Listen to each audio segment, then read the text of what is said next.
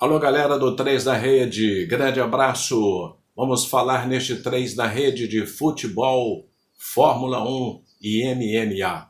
Sempre destacando e agradecendo a Fibrolar, tudo em madeiras, ali no início da BR-040, Washington Luiz. Nosso Franklin, alô Franklin, grande abraço. Fibrolar prestigiando sempre o 3 na Rede, tudo em madeiras, Fibrolar. Vamos começar pela Copa do Mundo com Cláudio Afonso, brilhante comentarista de futebol no Rádio do Rio e do Brasil. Ele começa falando da Copa do Mundo. Olá, Lula, um grande abraço para você, abraçando todos os amigos, toda a galera conectada aqui conosco. Falar de Copa do Mundo é sempre um prazer para mim, né? Que desde a primeira que eu assisti ainda criança, sem entender muito ainda de futebol, é de 1974, com Cruyff, Beckenbauer, todos aqueles craques das seleções da Holanda, da Alemanha, até do Brasil, né? Que ficou ali num honroso quarto lugar, mas na época muito criticada, a seleção de Zagallo. Eu sempre acompanhei Copa do Mundo, sou um apaixonado por esse evento. Foi num país diferente, numa data diferente, tudo muito diferente, mas acabou por muitas críticas, né? Questões do que acontece dentro do Catar em relação a direitos humanos, mas no que tange realmente ao futebol, à competição, tudo transcorreu muito bem. Tivemos jogos muito bons, tecnicamente, taticamente, algumas surpresas na primeira fase, Alemanha, Bélgica, Dinamarca, eu esperava muito da Dinamarca serem desclassificados na primeira fase, isso sim me surpreendeu um pouco. Agora, o Uruguai nem tanto, porque era um grupo difícil. Agora, as boas campanhas de algumas seleções, alguns resultados, tirando o resultado da Arábia Saudita sobre a Argentina, que esse sim eu acho que foi surpreendente, não esperado, os outros não eram tão surpreendentes assim. O Japão há muito tempo vem diminuindo essa distância, o Marrocos na seleção africana, que eu já esperava fazer uma campanha, talvez não chegar às semifinais, mas fazer uma boa campanha. Senegal, infelizmente, perdeu o Sadio Mané, né? Fez muita falta. Mas eu discordo dessa Copa das surpresas. Acho que a Copa do Mundo tem se mostrado muito equilibrado nos últimos anos. Meus favoritos eram pela ordem França, Argentina, Brasil, Portugal e Inglaterra. Acabou na finalíssima aí apenas dois, Argentina e França. O Brasil decepcionou muito, eu não gostei do trabalho do Tite, eu já alertava isso, muita preocupação com dancinha, muita preocupação com penteado extravagante. Eu particularmente não gosto disso, não venho dizer que isso é cultura do brasileiro, a minha não é. Eu respeito, mas acho que isso é um exagero. Tivemos craques do passado e não tinha nada disso. E a Copa do Mundo é uma competição muito séria que não permite erros. E o Tite errou mais uma vez, 2 Copas do Mundo, e errou de maneira grave, até eu considero, porque não teve, ainda mais a postura de comandante, que foi péssima. Portugal eu esperava mais, também decepcionou. A Inglaterra também esperava um pouco mais, não decepcionou. Teve um jogo gigante contra a França, uma seleção muito forte também. Mas, de modo geral, uma Copa do Mundo muito boa, com a qualidade assim, do espetáculo para todos que amam futebol. As arbitragens, alguns erros sim, é verdade, inclusive até com a intervenção do VAR, mas foi uma Copa do Mundo, sob o ponto de vista técnico e tático, sensacional, culminando com a final, né? Que tivemos um jogo espetacular. Cláudio Afonso fala pra gente sobre Messi, especificamente a atuação do gênio Messi. Olha, Lula, falar do Messi, né, é realmente falar de um gênio, né? Um jogador que mostra para gerações jovens, para quem está conhecendo o futebol agora, né, o que é um gênio. O que foi o Pelé para outras gerações, o que foi Zico, Maradona, Cruyff. Hoje é o momento do Lionel Messi, então ele fez até muitos brasileiros torcerem para a Argentina, pelo que ele é, pela figura humilde que ele é, sem qualquer ostentação, sempre com humildade. Na partida final, com aquele peso todo, ele não errou nenhum lance praticamente, e para mim a minha definição é um gênio do futebol, certamente aí o melhor que eu vi jogar. E Cláudio Afonso faz um balanço, né, sobre a grande decisão que apontou a Argentina tricampeã do mundo num jogaço França e Argentina. Lula, pois eu deixei para falar sobre o final dessa Copa, né? Que jogo emocionante, né? Essa final é realmente para ficar para a história dos grandes jogos do Mundial. Eu lembro de um jogo, se eu não me engano, foi na Copa de 82, a semifinal, envolvendo a mesma França, a França e a Alemanha, que também foi um 3-3.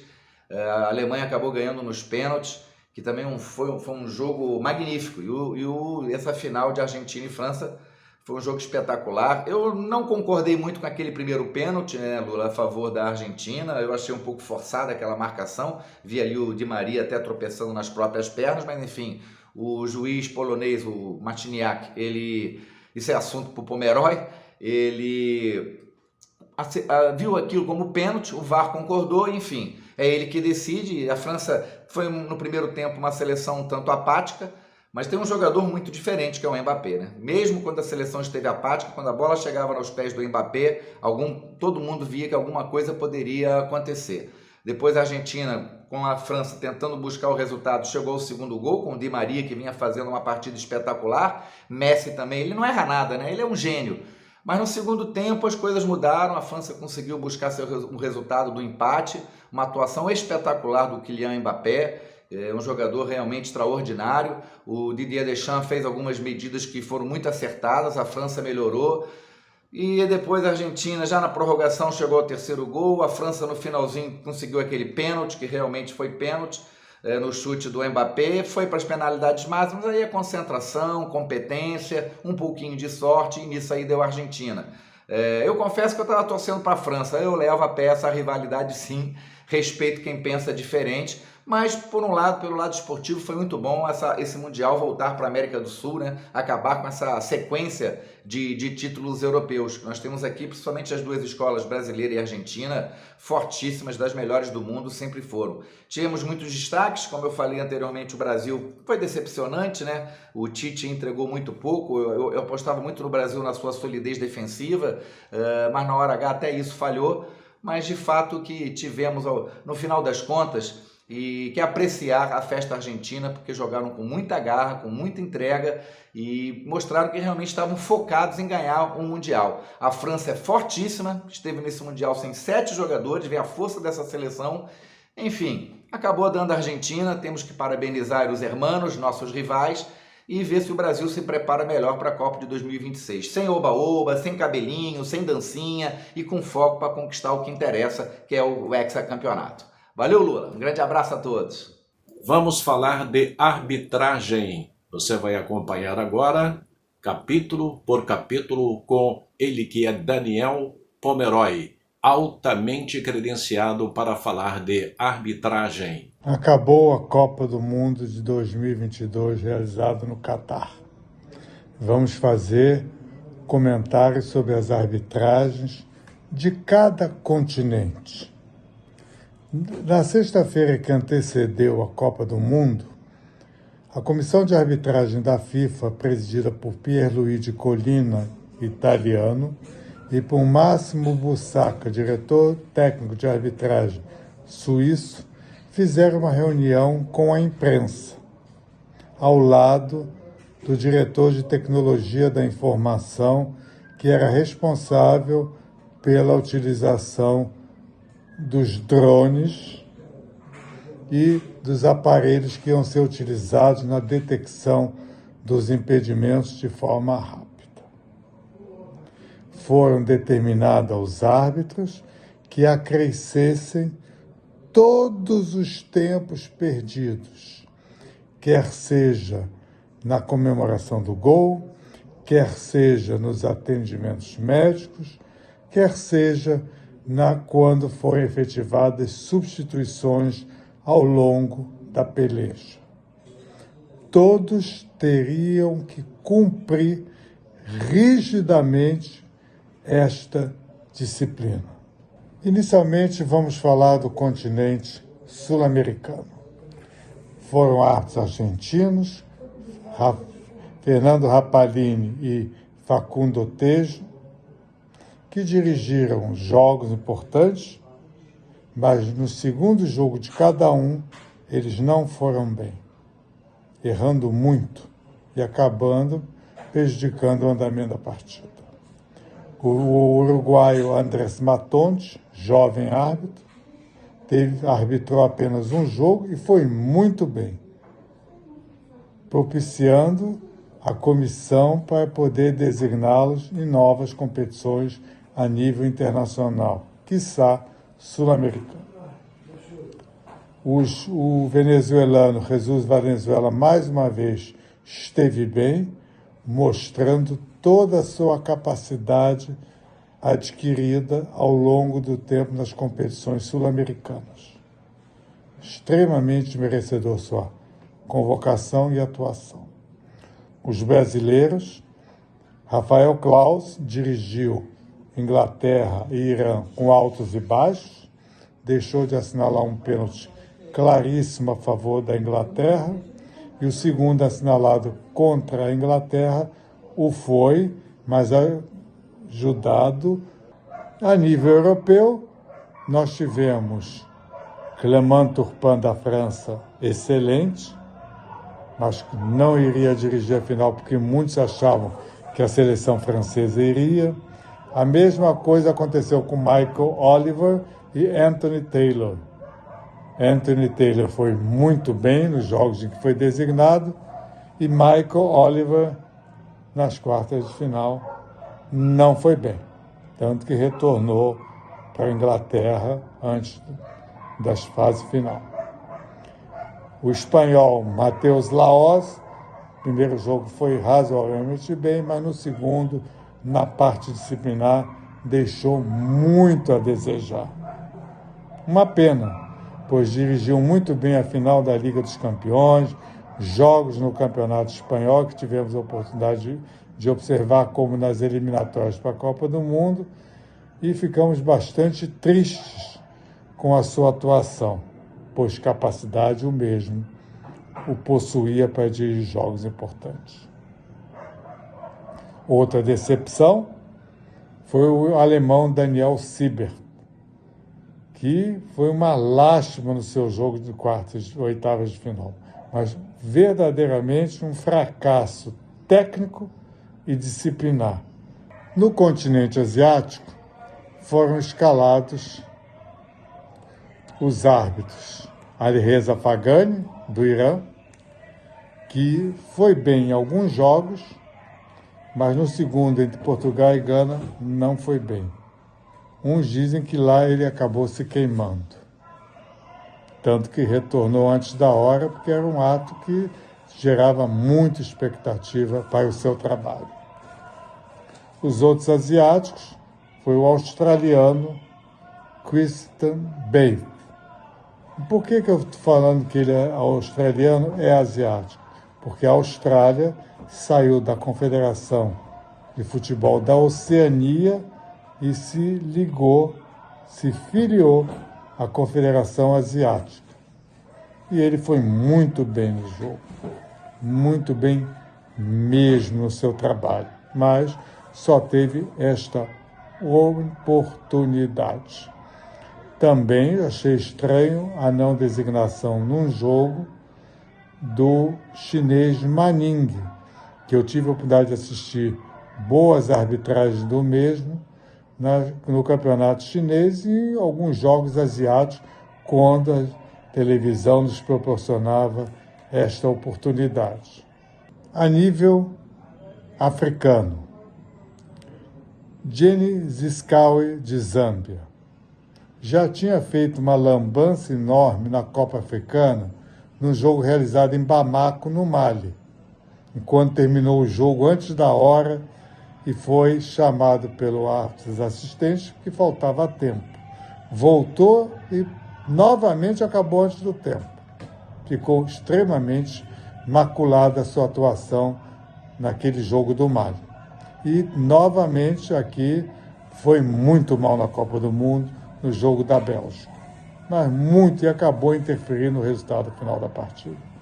Bassama Gandhi, da Gâmbia, foi muito bem. E o Gorbal, da Argélia, também foi bem. Estranhei não a escala do senegalês Maguette Ndiaye, que era um grande ato e fez boas atuações em competições africanas e da Copa Africana e das eliminatórias da Copa do Mundo na África. Estranho, mas é um critério da Comissão de Arbitragem da FIFA e devemos saber respeitá-la. Em relação à Oceania, só tivemos um árbitro designado, que foi Matthew Conger, da Nova Zelândia. Foi muito mal.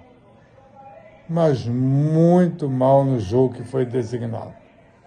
E acabou interferindo no jogo, prejudicando o andamento, e depois daquela atuação não atuou mais neste evento de altíssima repercussão internacional. Uma pena, pois era uma oportunidade ímpar para o árbitro neozelandês mostrar a sua capacidade. Enfim, aguardemos que ele tenha novas oportunidades e saiba mostrar sua competência. Mas nessa ele não o foi. No continente norte-americano, do Caribe e da Centro-América, estiveram representados por César Ramos do México, que no primeiro jogo fez bem, mas na semifinal não foi bem. No jogo França e Marrocos, foi muito mal. Deixou de dar um pênalti para a equipe marroquina, numa clara e manifesta oportunidade de gol. Lance muito reclamado pela equipe africana, e com razão. O árbitro de El Salvador, Ivan Barton, foi a grande revelação da competição. O árbitro esteve bem nos jogos em que foi designado, surpreendendo a todos que não os conhecia. E deu uma aula de arbitragem, abrindo um caminho enorme para o seu futuro dentro da arbitragem da CONCACAF e da internacional em competições da FIFA. Quem sabe um dia a nível europeu ou sul-americano, pois capacidade o mesmo mostrou. O americano Ismail El Fat, marroquino de nascença, mas naturalizado. Vamos falar um pouquinho dos árbitros que trabalharam nos jogos de quartas de final, semifinal e final. Nas semifinais, a decepção total com Michael Oliver, que não foi bem, decepção total nas quartas de final e decepção também na semifinal com César Ramos. Errou muito o árbitro mexicano no jogo entre Marrocos e França, em que prejudicou a equipe marroquina, não assinalando um pênalti e poderia ser gol. Nós vamos falar o poderia, mas não assinalou e gerou um ambiente tenso para o mesmo naquela partida. Na decisão de terceiro e quarto lugares, foi designado o árbitro qatari Abdulrahman Al-Jassim. Muitos estranharam, mas muitos esqueceram que o Abdulrahman Al-Jassim já havia dirigido a final do Mundial de Clubes entre o Liverpool e o Flamengo em Doha, no Catar, com uma boa atuação. E, por isso, talvez tenha sido designado para dirigir a decisão de terceiro e quarto lugares entre Marrocos. E finalizando nossos comentários sobre a Copa do Mundo do Catar, a arbitragem feminina. A comissão de árbitros da FIFA esteve certa a levar as árbitras assistentes para trabalhar no evento, como árbitras assistentes e árbitros de vídeo. Estiveram muito bem na competição. A Stéphanie Frappart teve uma oportunidade ímpar e soube aproveitá-la no jogo Costa Rica e Alemanha. Se ouve muito bem, se impôs. As assistentes estiveram muito bem. Oportunidade também para Inês Bach, que esteve ótima, a business americana, canadense, e souberam aproveitar esta ímpar. Apenas 2 árbitras atuaram como quarto árbitro ou quinto árbitro quando designadas. A Mukashanga, de Ruanda, e a Yoshimida, do Japão. Elas souberam atuar com dignidade. E veio a final do Mundial, entre França e Argentina. Muitos achavam que o árbitro da final seria Daniele Orsato, da Itália, porque era o único neutro, pois tendo em vista que a seleção italiana não havia se classificado para esse evento mundial. Mas a comissão de arbitragem da FIFA acabou designando o árbitro polonês Simon Marciniak. Marciniak teve um problema ao longo de sua carreira de saúde, mas soube contorná-lo. E veio muito bem nos 2 últimos anos, dirigindo jogos da Europa e internacional. Infelizmente, ele também não pôde estar presente, o árbitro romeno Istvan Kovacs, que esteve presente substituindo o Ovidio Rategan, que teve um problema de coração e parou de arbitragem. Istvan Kovacs não dirigiu nenhum jogo, mas dirigiu a semifinal da Liga dos Campeões da UEFA e jogos importantes na Eurocopa. E como o esloveno Slavoj Vinicic só teve uma oportunidade. Mas Simon Marciniak, designado para dirigir a final, deu uma aula de arbitragem. Vamos ouvir também a opinião de Silvio Bassetti, que é do Portal Terra, grande amigo, parceiro, americano, torcedor do América do Rio de Janeiro, e ele fala sobre a Copa do Mundo. A Copa de 2022 foi evidentemente a Copa do Messi, a Copa da Argentina, a Copa do Martínez, a Copa do Di Maria, a Copa do Lionel Scaloni, a Copa da equipe toda da Argentina, que além de muito técnica, é uma equipe aguerrida, disputa pra valer cada bola, não tem bola perdida, joga com uma garra, com uma disposição, com uma entrega. Ah, se o Brasil tivesse 10% disso, não tem. Foi a Copa também, a Copa do Catar, a Copa do Lewandowski, a Copa do Cristiano Ronaldo, a Copa do Mbappé. Que bela Copa esse cara fez. Foi também e ainda a Copa da intransigência, a Copa excludente, em que não se pôde discutir o respeito às diversidades. Esse foi o lado triste da Copa. Para nós brasileiros, há um outro lado também sombrio, que foi a decepção da seleção brasileira ao longo da Copa. Começou razoavelmente contra a Sérvia, teve uma atuação boa no segundo tempo daquele jogo. Contra a Suíça foi um blá blá blá. Depois a gente viu que Portugal deu de 6-1 na Suíça e o Brasil penou para vencer por 1-0.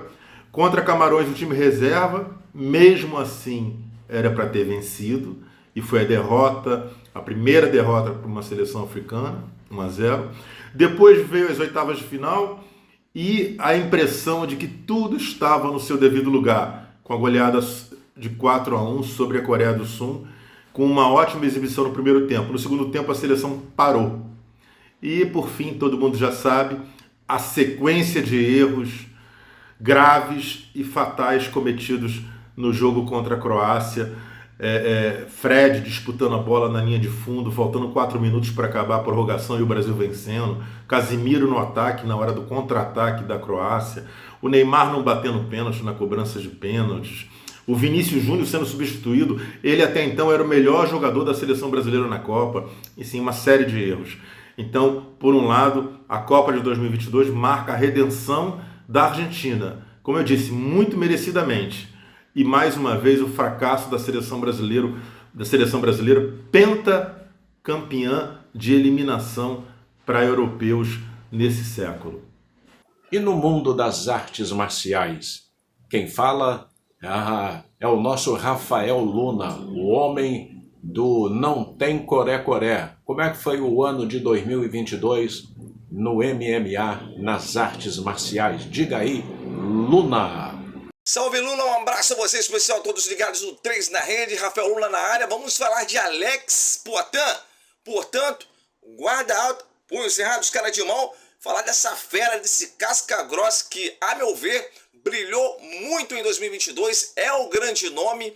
Ele venceu pela terceira vez Israel Adesanya. As duas primeiras vezes aconteceram na luta em pé, quando o Alex Poatan venceu por decisão dos jurados e depois por nocaute. Venceu por nocaute e na decisão dos jurados. E aí no MMA, Poatan com apenas 7 lutas, foi enfrentar o casca-grossa, atual campeão na época, no dia 12 de novembro. Era o campeão, era o Israel Adesanya. O Adesanya cutucou o brasileiro dizendo que no MMA seria diferente, que ele não tinha experiência e não tinha bagagem para enfrentá-lo. Aí o que aconteceu? Ô Lula, o que aconteceu? Eu vou te explicar. Foram 5 rounds. Os 4 primeiros rounds bem difíceis para o brasileiro, luta equilibrada. E no 5º e último round, o brasileiro aniquilou. Destronou o Israel Adesanya. Brilhou, e brilhou muito. Tirou aquela onda. Bateu doído. Bateu pesado. Não teve colé. Não teve pena do Israel Adesanya. Nocauteou no 5º round. É o atual campeão da divisão dos médios. É casca grossa da pesada e em 2023, sem dúvida nenhuma, ele vem muito forte. Para você do outro lado saber como que a vida prega surpresas. O Alex Poatan, aos 35 anos, vencendo, surpreendendo, explodindo o mundo no mundo marcial. Ele já era campeão do mundo em 2020, casca grossa demais no Glory, né? Campeão, que é o maior evento de tocação do mundo, e ninguém falava do Poatan. Eu estive com o nosso querido Poatan em Mogi das Cruzes em 2018, se eu não me engano, e no programa de Cara com a Fera em 2020 falamos sobre isso, a respeito disso, né? Da não valorização dos atletas brasileiros. O Poatan, casca grossa demais, campeão mundial do Glory, ainda não tinha toda aquela valorização que ele merecia. Aí ele teve que fazer o seguinte: não, beleza, ninguém quer falar de mim, não, eu vou provar que eu sou brabo e vou derrotar o Israel Adesanya mais uma vez. Arrebentou, sacudiu, tirou aquela onda.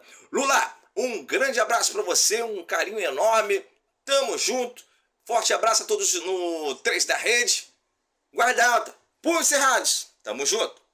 E Fórmula 1? Vamos falar também da Fórmula 1. Quem fala é o jovem talentoso Vitor Dávila, o garoto de Niterói que sabe tudo de Fórmula 1. Diga, Vitor. Ok, Lula, um grande abraço para você, um abraço para a galera ligada aqui no 3 na Rede. 2022 tivemos uma temporada de Fórmula 1 de domínio do Max Verstappen, holandês, ganhou a maior parte das corridas da temporada. No começo até parecia que o Charles Leclerc, monegasco da Ferrari, iria oferecer algum tipo de resistência, até chegou a liderar as primeiras etapas do campeonato, mas o holandês conseguiu estabelecer um domínio poucas vezes visto, aliás, acho que nunca antes visto na história da Fórmula 1, nem mesmo Lewis Hamilton ou Michael Schumacher conseguiram um domínio tão grande numa única temporada. Uma temporada que tivemos 5 vencedores diferentes, o Verstappen, o companheiro dele, Sérgio Pérez, pela Ferrari, o Carlos Sainz e também o próprio Charles Leclerc, e pela Mercedes, ele, George Russell, isso mesmo. George Russell, em seu primeiro ano de Mercedes, venceu o Grande Prêmio de São Paulo. O destaque, talvez negativo, ficou por conta do Hamilton, que depois de dominar a Fórmula 1 por tantos anos, fechou uma temporada em 6º no campeonato e sem conseguir uma vitória sequer. Uma temporada atípica, muito diferente daquilo que a gente vinha acompanhando nos últimos anos. Ano que vem, claro, teremos uma nova temporada com este regulamento atual. Os novos carros foram introduzidos a partir deste ano de 2022, seguirão para 2023 com o desenvolvimento de motores congelados até o ano de 2025, com um novo regulamento para as unidades de potência para a partir de 2026, quando novas marcas entrarão na Fórmula 1. A Audi já confirmou sua entrada, a Porsche também deve fazer o mesmo e outras marcas também se interessam, como a Ford e também a Honda, que pode retornar à Fórmula 1. A Honda que foi campeã em 2021 com a Red Bull e Max Verstappen, né? E neste ano, embora não colocasse o seu nome nos motores, ainda forneceu equipamento e também consultoria de motores para a equipe campeã Red Bull. Um pouquinho, Lula, do que foi a Fórmula 1 neste ano e do que esperar para o ano que vem. E é claro, a gente segue acompanhando. Um grande abraço a você e todo mundo ligado aqui no 3 na Rede. Grande abraço, quero agradecer a você, sempre dando like, né? E com o nosso Fernando, editando o nosso 3 na Rede. Obrigado, Fernando. Sempre destacando e agradecendo a Fibrolar, tudo em madeiras, ali no início da BR-040, Washington Luiz. Nosso Franklin, alô Franklin, grande abraço. Fibrolar prestigiando sempre o 3 na Rede, tudo em madeiras. Fibrolar. Para todos vocês, um lindo 2023. Saúde e muita paz. Um abraço.